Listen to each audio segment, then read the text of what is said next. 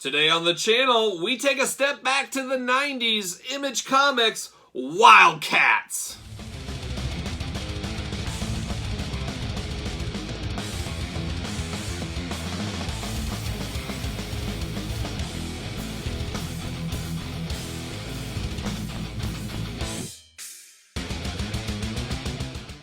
Welcome everyone, Kyle here, and welcome back to the channel for another unboxing, but something we've never done on the channel. And this is going to be a 3, 4, maybe 5-part series, but we're talking about 90s Playmates toy company, Wildcats. And remember, for all your modern day Wildcats needs, check out old flea markets and maybe old toy stores and maybe kids' garage sales. Nobody's making Wildcat toys anymore. These were a flash in the pan in the 90s, but people like me, we got some fond memories of these. And we're going to talk about it and unbox them and talk a little bit about the Wildcats as we do it.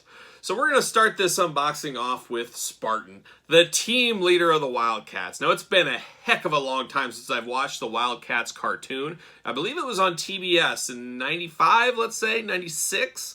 I was just a teenager at the point, but I was all in. You guys know, and I'm sure a lot of you guys, superheroes in the 90s were all the rage. X-Men, the animated series, there was Spider-Man, the Marvel Action Hour, Hulk, Fantastic Four, Iron Man.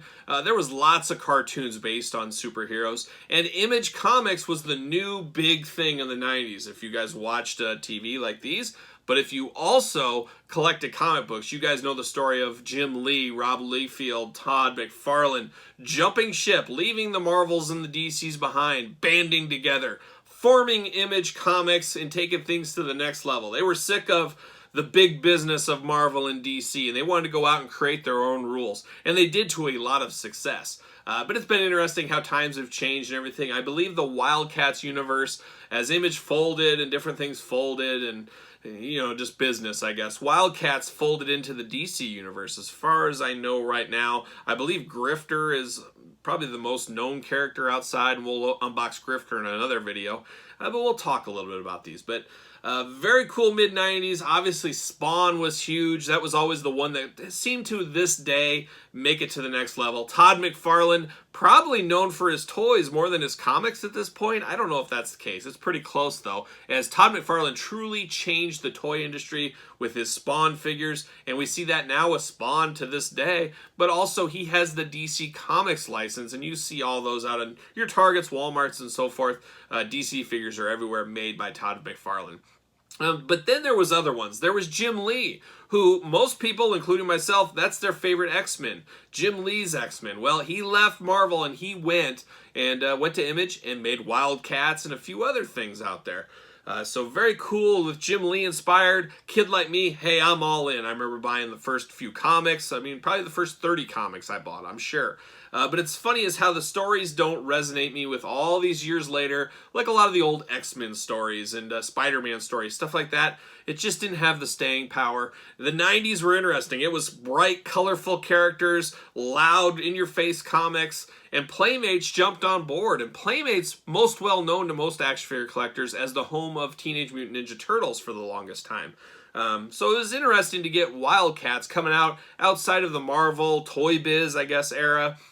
Hasbro stuff, Playmates jumping all in with these Wildcats figures. They also made another Image comic figure, the Savage Dragon. I loved the Savage Dragon. I love Savage Dragon to this day. I was all in on those Playmates figures. There was also Ninja Turtles involved in that Savage Dragon line. I would love to be able to pick those up like I have these Wildcats.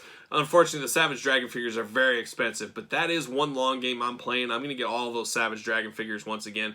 Absolutely love that line, and I love that they scaled and compared well with these.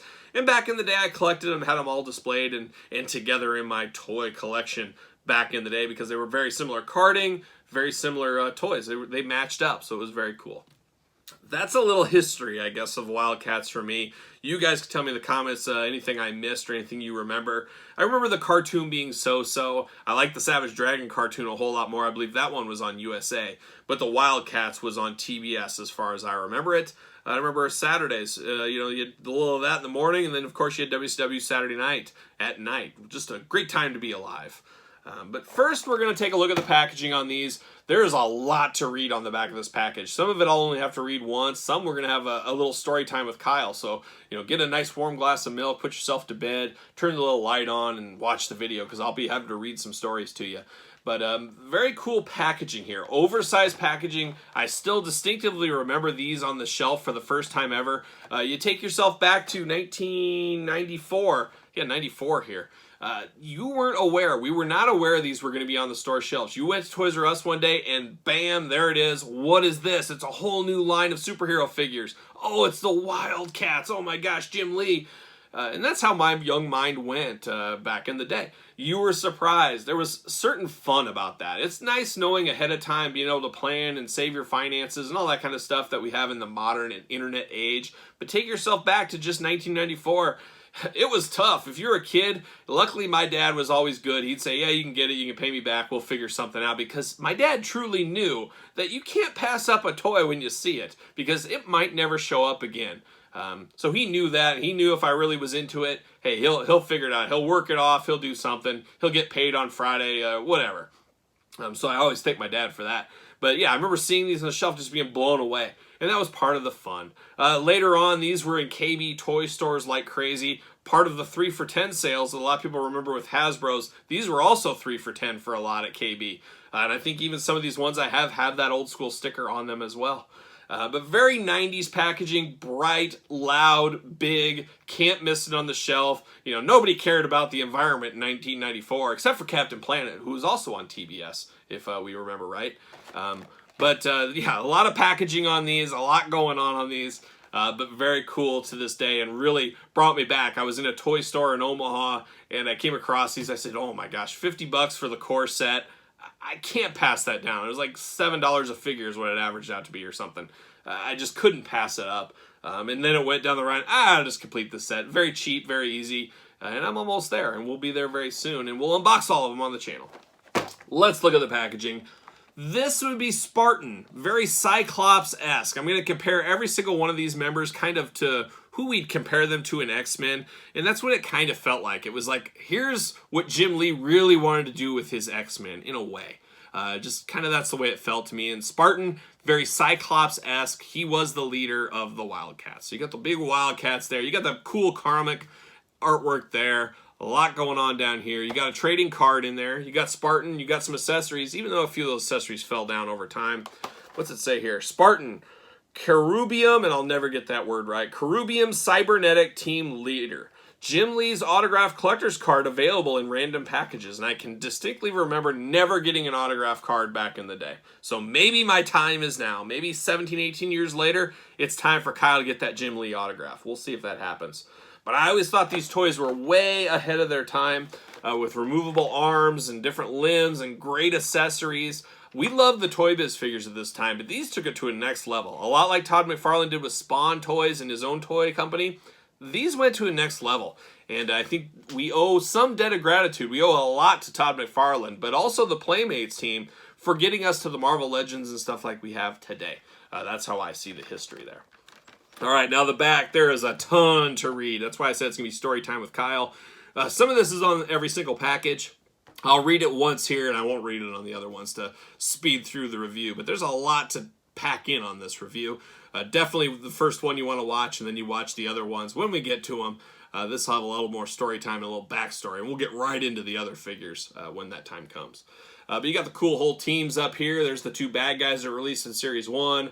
A lot to read, a lot going on. So let's get to the back here. Let's see what it says. For millennia, 2 opposing factions of aliens have conducted a secret war in the midst of human society. In desperate search of a hidden, mystical, omnipotent, I can't talk, orb. Okay, collector's bonus, individually numbered figures. Now, I don't remember that at all, so it'll be interesting to look at these figures and see the numbers that are on them. I guess more to come on that. It says on the dark side, the Damonites, which I always just call them the Demonites, but it's the Damonites.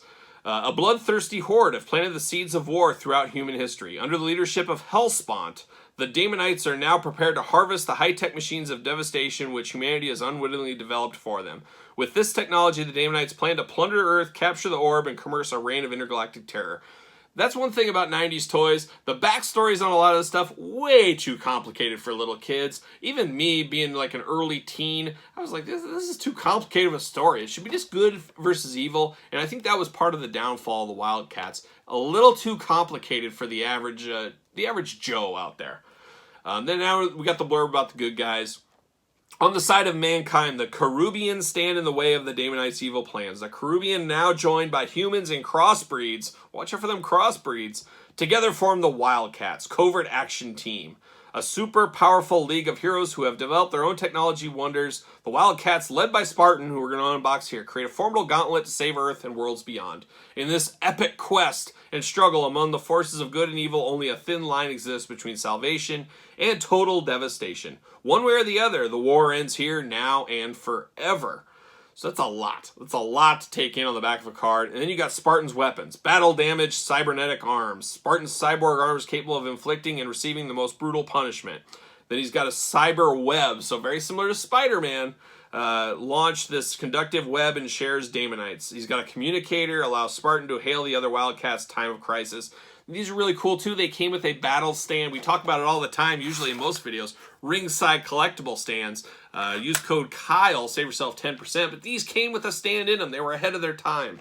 So a lot going on here. And I didn't even read the background on Spartan. I will post that in this video. You can pause it. I'll have it. You can, if you really want to read the whole Spartan story. It's a long one. Very, very wordy for a kid's toy. There's a lot to pack in here. And I think that was maybe part of the downfall. Making things overly complicated for kids out there. These are for 4 and up, but it should really be 14 and up. All right, let's get down to it. Let's open Spartan. Get that out. Do we feel that I'm going to get an autograph? Does anybody feel it in their bones that we're going to get an autograph in any of these figures? Well, we're going to see very soon. But like I said, very cool artwork on these. Gotta like that. But we're going to say see you later. All right, I don't want to damage... Oh, I guess this isn't the card. I don't even know what this is. Let me get my scissors. So this is the base in here, of course. But what else we got? See you later. So there's that cool Wildcats base stand. Very cool. It's a comic? I don't remember this. Oh, catch them on video now. They're promoting the old VHS. Always promoting. Very cool. VHS. All the rage back in the day. Whoops. Communicator. No autograph on this card for me. Straight up. Spartan was a Cherubian warrior who crash-landed on Earth centuries ago during a space battle with the Damonite forces. After he was mortally wounded, his mind was downloaded into a robotic body developed by Jacob Marlowe Halos Enterprises. Spartan has suffered tremendous damage in the battle against the Damonites, but has always managed to lead the Wildcats to victory. So there you go, a little trading card, and as you guys know, trading cards all the rage right now. And there he goes. There's the old plastic prison. Spartan did the big jump off the table. That's crazy. Crazy. All right.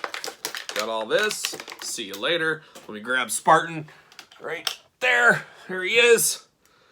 All right. Takes me back. Takes me back. Got a little oiliness to the plastic. I'm sure that's the plastic degrading, which we hate.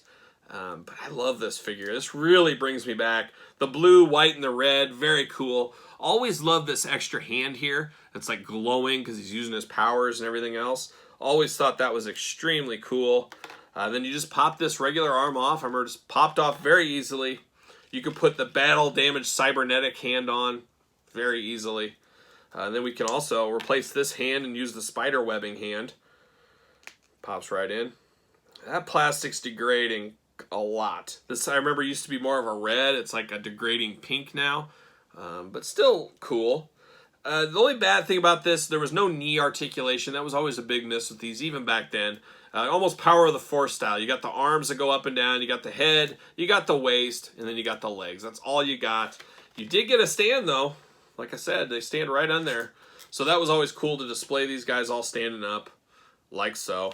So you got an extra communicator. You got a communicator they can use. And you got different hands. So, you know, those old switching of hands, that's been going around for a long time. But very cool. You needed to have Spartan the leader. And actually, as I look closer now, some of the white is starting to fade. Reminds me a lot of Ruthless Aggression, Eugene, his jacket. Right there. So very, very interesting there. I don't know. Very, very cool, though. It really takes me back. Takes me back a long time ago with the old Spartan, the leader of the Wildcats. We also got repaints of a lot of these guys, and there was a all-black version of Spartan, which you know I'm going to have to pick up. I'm not sure. I'll probably pass on the rest of them, but there it is. There's a long-winded one. Let's set the stage. This one's going to be longer, but let's bust through the other two a heck of a lot quicker. All right, next up in the Wildcats team, we've got Zealot, one of the female members of the team. Really, honestly, this was always my most disappointing figure back in the day. It just seemed too small, too skinny, just didn't have what I wanted. So there it is. Very similar packaging, obviously, same line. So you got a lot of the same stuff. Wildcat, Jim Lee, you got the trading card, all that fun stuff. There she is. A lot of different weapons in this one. She's got a blades, she's got the communicator, sabers, all that kind of fun stuff. But that's Zealot, and then you got the back, of course. I won't read the whole bottom story of her. I'll put that up on the screen. You guys can read it if you really want to. I read all that top stuff once. I'm not reading it again. You got the Wildcats logo. You got a little team right there, all the different figures. Your checklist, as some might say. Anything else back here? Yeah, she's got blades. She's got sabers. These dense, high-tech alloy handheld weapons sliced through Damonites with piercing precision. So there it is. This is probably the easiest one to get of the bunch. I always thought this one was kind of the worst seller. And I think I'm right. I think it still probably is.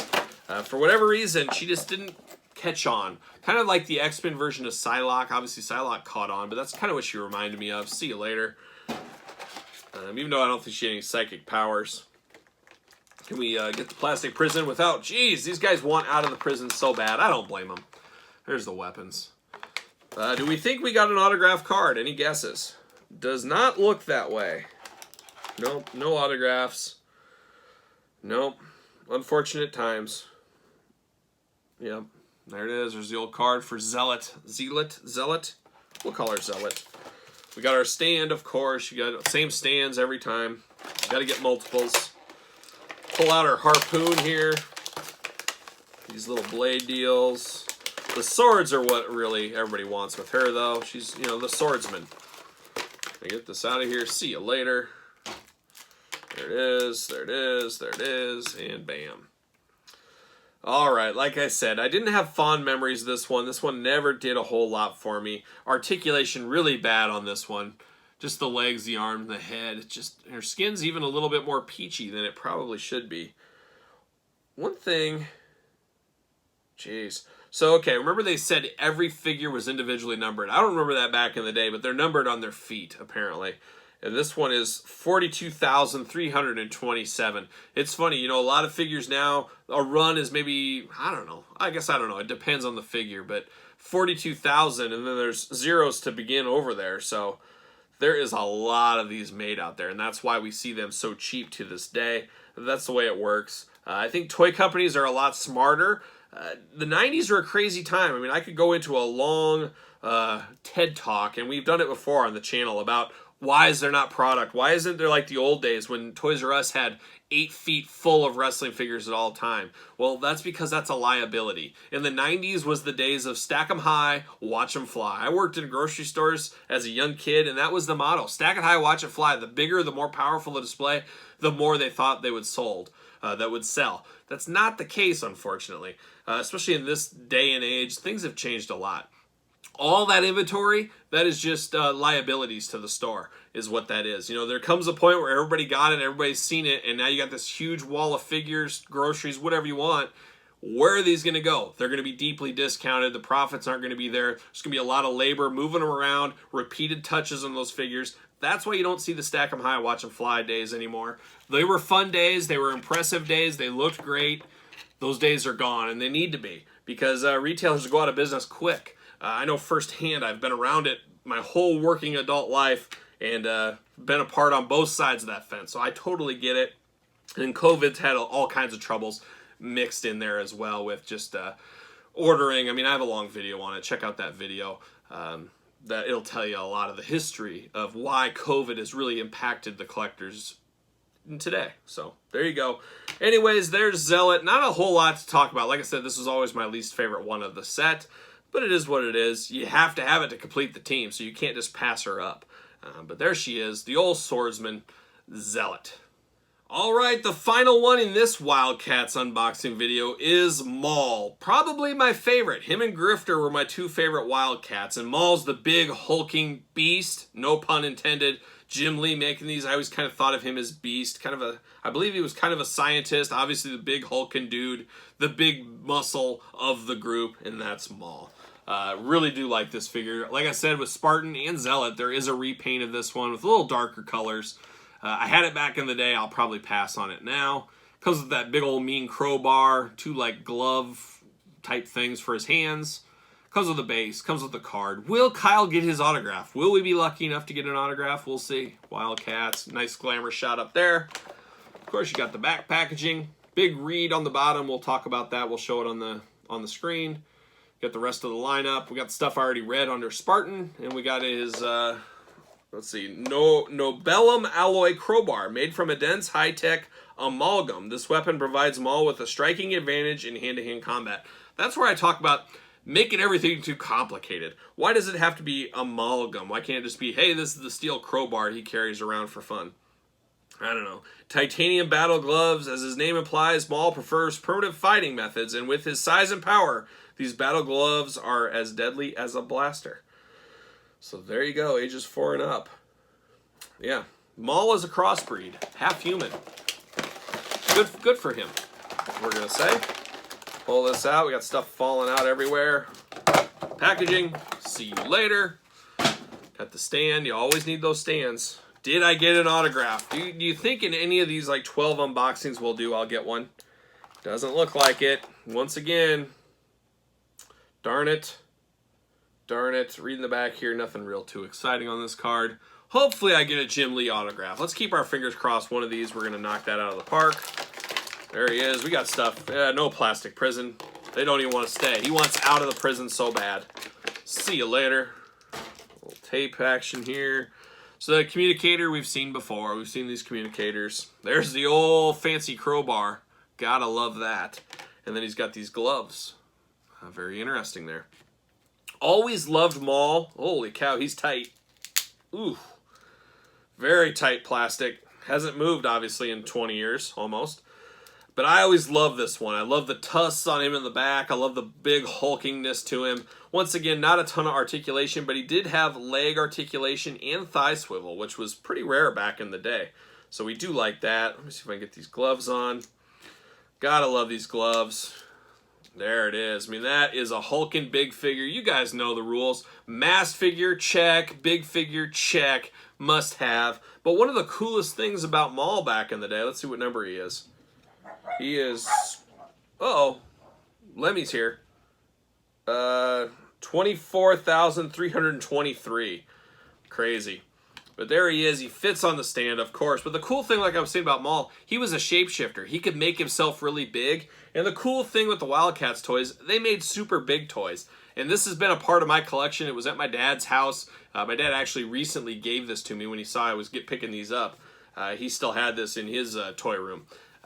But it was cool. I bought this back in the day. I didn't collect the large size ones, but this one made sense because just like the Toy Biz version of Apocalypse, you could buy the big one and pretend because you could grow. Same thing I did with Maul. So I had to pick up the giant Maul back in the day. Have it still to this day. I guess there was a reason this one didn't get sold in my Great Purge in 1999 because I knew in 2021, 2021 that I would be back for more. I'd be back for seconds on the Wildcats figures, and that's exactly what I have done here. So there is Maul, small and big. So there it is. That's the old Wildcats, the first unboxing. We're going to have a few more of these. So hopefully you enjoyed it. A quick 90s nostalgia piece. I'm sure you guys remember seeing these at KB's and Toys R Us's back in the day. But leave me any of your Wildcats comments. Don't forget to like the channel or like the page, subscribe to the channel, all that kind of fun stuff.